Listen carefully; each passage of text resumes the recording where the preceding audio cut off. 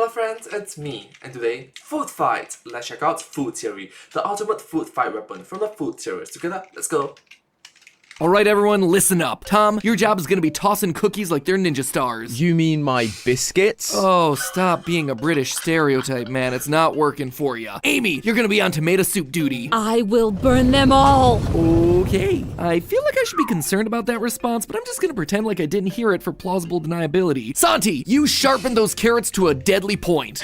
You got it. And Lee, whatever you're throwing, just make sure you have better aim than a stormtrooper. You do realize that stormtroopers have excellent aim and that the stereotype of them missing was an intentional misdirect, right? Yep! And also, fun fact, not sure if you noticed, the 4 individuals that MapPack is interacting with, they are the new hosts for the game theorists, film theorists, food theorists, and style theorists. I know, Lee, I know, it was a joke. It was a joke! He's still talking, isn't he? I'm just saying, Matt, you should learn the lore. Okay, great. Everyone ready? Food fight! Mr. Patrick! Guys, a little help here? Guys? Food theory. Hello, Internet. Welcome to Food Theory. Hello Internet, welcome to Food Theory. Our motto is always make lunch, not war. Actually, in this episode, we're gonna be doing a little bit of both as we finally dive into one of the quintessential aspects of school culture, the food fight.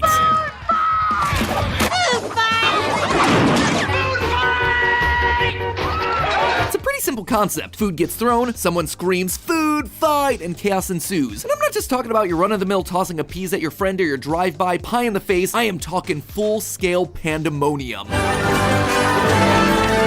Food and drink flying around, stained clothing, pudding stuck in your hair, all while the CEO of Tide counts their money in the corner. Food fights are one of the things that pop culture has convinced me happens in literally every American school. And yet, I've never seen one. I've never been around one. I don't know anyone who's ever experienced one. So clearly, either the movies have been lying to me, or my moment is still coming. And I think the answer there is pretty obvious. Bro, you are 30 plus years old, it's not happening.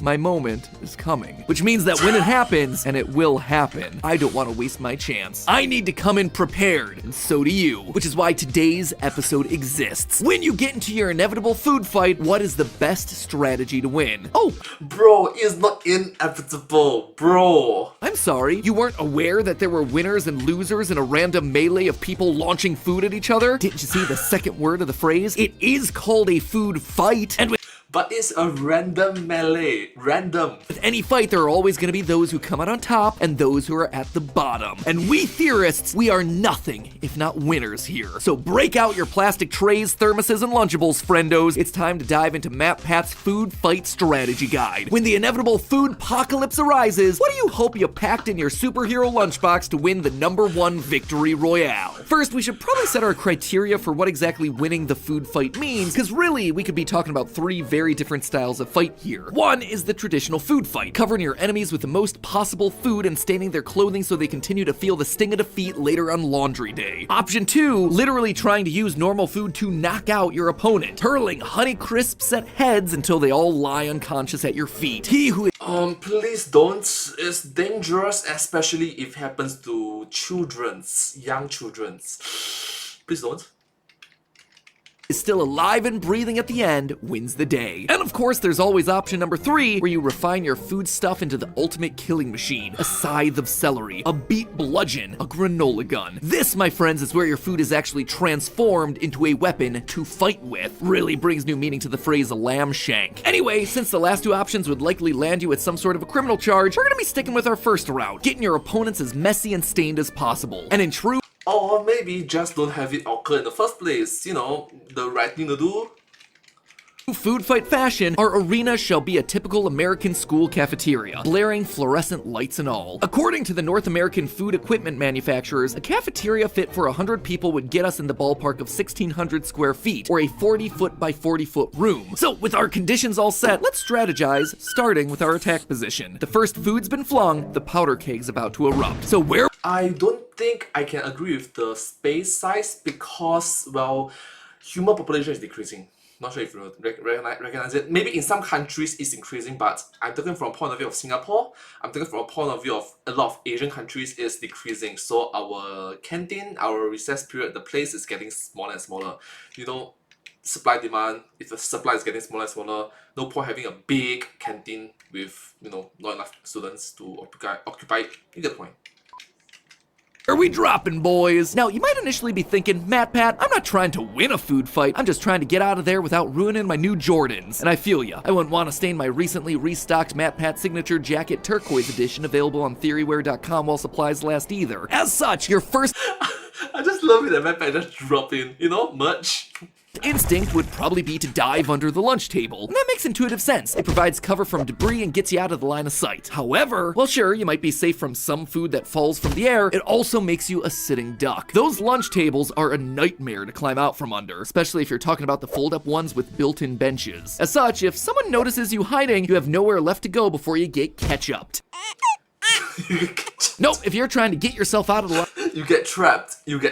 in a fryer, your saving grace on your lunch tray is, well, gonna be the lunch tray itself. It's perfect for blocking stray applesauce, funnel cakes, and all those watery fruit cups. If you want to get out of the food fight before it even begins, you need to empty your tray as fast as possible and quickly back up to the nearest wall. This will help protect your blind spot. That way you can start defending yourself from all Potato 6.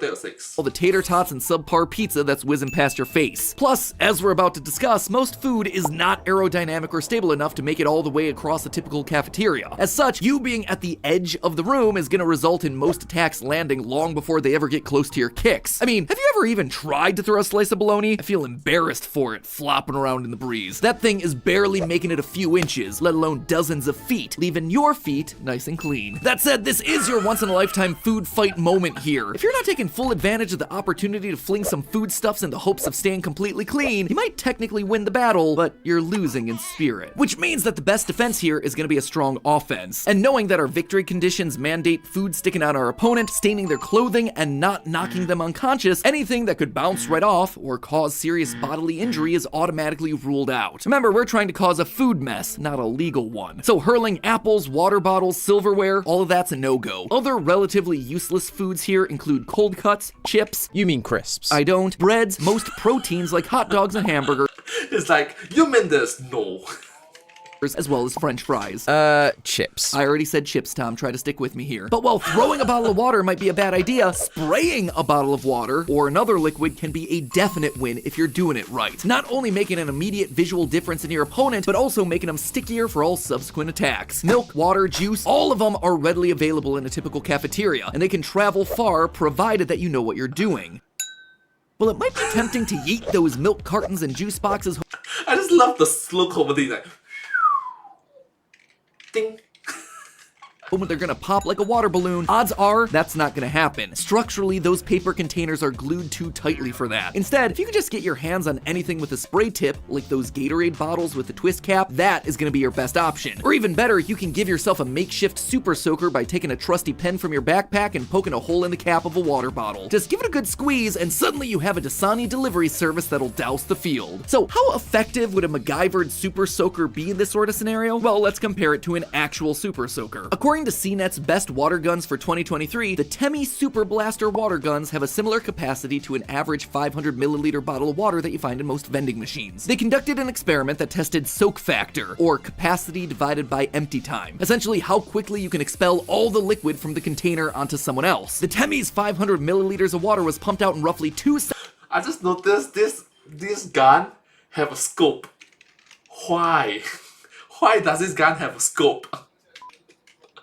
And traveled a whopping 32 feet. But again, remember, that's a well-designed water gun that has an air pump meant to expel the water further. In our testing of makeshift water bottle soakers, we were able to squeeze the water out in the same amount of time and get half the distance. 16 feet, or just under half the length of the cafeteria. Not too shabby. In short, a water bottle should be your first choice of offense as soon as the fight breaks out. You can run to the back wall while Even the word super soaker is spelled wrong.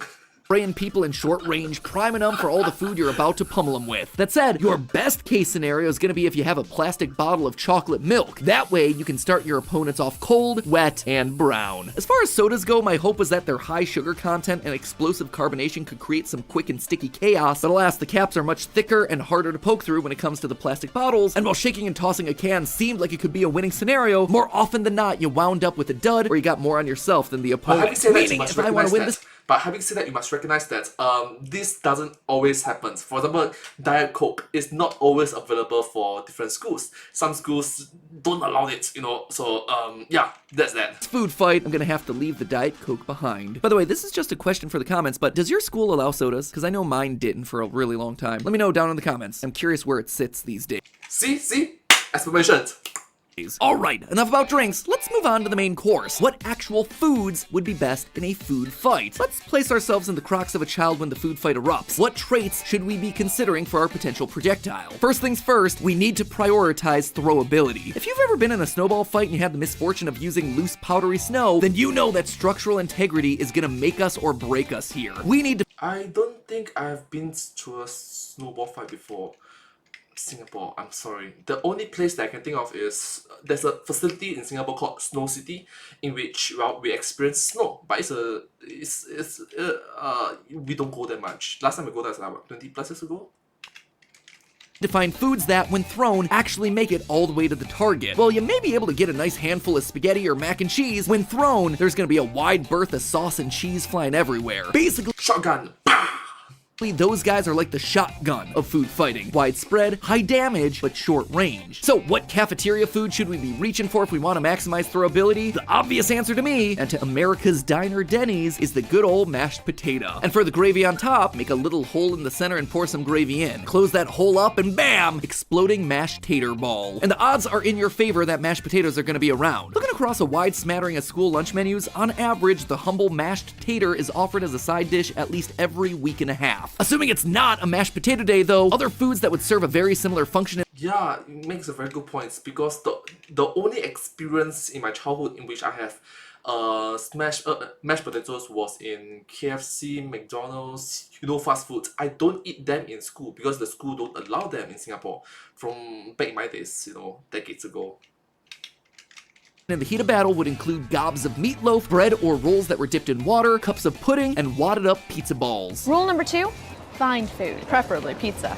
Pizza balls. Now it's one thing Doctor Strange reference. to make a good splat with your food fighting, but if you want the damage to really set in, well, that's when you need to start focusing on the stains setting in. So what's gonna provide us some launchability while also creating some of the most stubborn stains to get out? Well, at the top of the stubborn stain list is blood, not great, and poop, which isn't served in school cafeterias, I hope. But you know what notoriously awful Yeah, I hope to. stain can be easily found in the cafeteria? Ketchup. Oh yeah. That red paste that turns even the driest of meatloafs edible will now make your victory taste that much better. You see, Tomato sauce, I guess. Tomato sauce. Chili sauce. ketchup is usually made out of 3 main ingredients, the first of which is tomato sauce. Now, tomato sauce is usually rich in tannins, a naturally occurring substance derived in the roots, fruit, bark, and wood of some foods like coffee, tea, or in this case, tomato. Historically, tannins have been used in the creation of dyes because of how well they bind to fabrics, so it's no wonder that ketchup stains are among some of the most stubborn. The other 2 ingredients in ketchup, vinegar and sugar, help the red dye set in deeper by weakening the fabric and leaving visible marks if not treated correctly. This 1-2 combo means that you're going to be needing more than a Tide-to-Go pen to get this one out. Don't waste it all on a squeeze. Instead, load that ketchup onto some chicken nuggets. Did someone say nugget? Nugget loves the nuggets. The crispy, tender, golden perfection. That way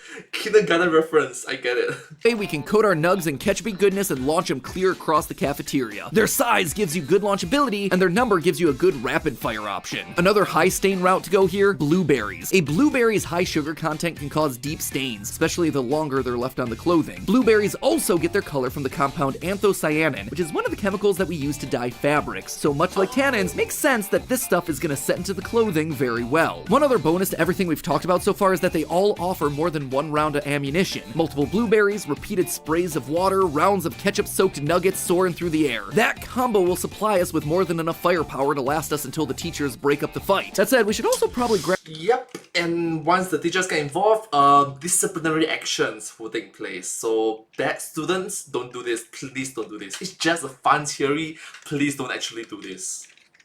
grab ourselves a breakfast item just in case it's an early day food fight. And what breakfast item can be easily launched, creates a nice satisfying splat, and has the bonus effect of making your classmates smell like they're 70 years old? Let's recruit Mr. Quaker Oats himself, oatmeal. Whether you want to grab globs by the hand or use your spoon for precision striking, oatmeal is going to be your best breakfast option. And just like that, I think our meal's complete. As a side bonus, while constructing the perfect balance of firepower and staining, we also happen to build a lunch that meets the USDA's National School Lunch Program standard for a balanced meal, hitting all 5 major food categories. We got our fruits in the form of blueberries, potatoes count as a veggie, somehow. We got our dairy fill with chocolate milk, our whole grains through our oatmeal, and even meaty, nuggety goodness. We are getting Nugget! the recommended balance of foods that'll help us grow big and strong, and then we're gonna use that bigness and strongness to become the food fight champion. Oh, sure, on the surface, we look like any ordinary lunch goer, but hidden in our food choices are the right pieces that'll get us prepared in case we have to defend our honor against a culinary crusade. A delicious And knowing is half the battle.